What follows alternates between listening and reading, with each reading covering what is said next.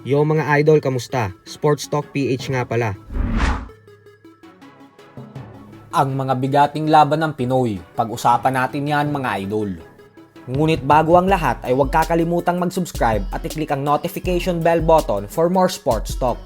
So matapos nga po ng mga maaksyon na laban nitong nakalipas na linggo lamang, kung saan nakita nating sumabak ang mga bigating boksingero katulad nila WBA Lightweight World Champion Gervonta Tank Davis, former two-time super middleweight world champion David Benavides, at current WBA Intercontinental Super Featherweight Champion Mark Magnifico Magsayo, ay tuloy-tuloy pa din nga po ang mga bigating laban na masasaksihan natin sa susunod na buwan. Ito po ay dahil tatlong matitibay na pambato natin ang sasabak sa mga bigating world title fight. Sa July 20 po ay dadayo ang ating kababayan na si former world title challenger Vincent Astrolabio sa bansang Japan upang sagupain ang undefeated 3-division world champion and current WBC bantamweight world champion Junto Nakatani. Dedepensahan po ni Nakatani ang kanyang titulo kay Astrolabio. Gawa ng mandatory challenger po ang ating pambato para sa titulo ng Hapon. Ito na po ang pangalawang pagkakataon na sasabak sa isang world title fight si Astrolabio. Subalit hindi po talaga ito magiging madaling hamon para sa ating pambato. Lalo pa tinuturing si Nakatani bilang isang halimaw din ng Japan. Sa record ni Nakatani na 27 wins with 20 knockouts, ay 6 po sa tinalo niya ay mga Pinoy boxers at lahat ito knockout ang sinapit sa kanya. Kaya naman pagkakataon na po ito ni Astrolabio hindi lang maging isang ganap na world champion, kundi ang ipagiganti din ang mga Pinoy na pinabagsak nito sa ibabaw ng lona.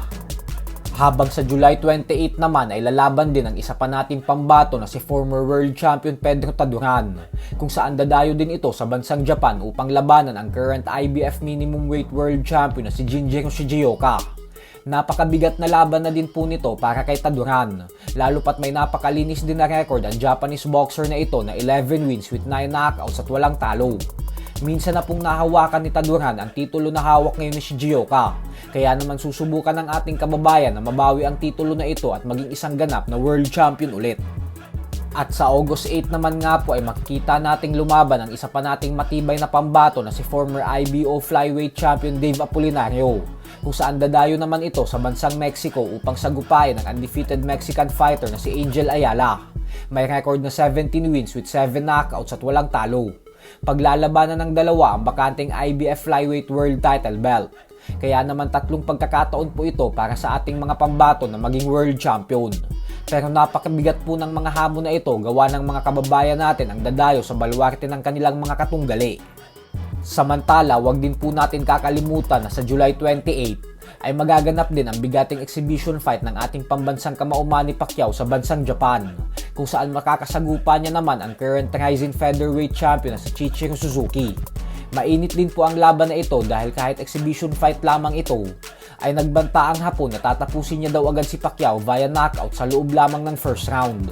Kaya naman dahil dyan ay agad ding bumanat ang ating pambansang kamao at sinabing hindi umano magtatagal ang laban nila dahil si Suzuki umano ang susuko sa unang round. Kaya abangan din po natin yan. So hanggang dito na lang po muna tayo mga idol.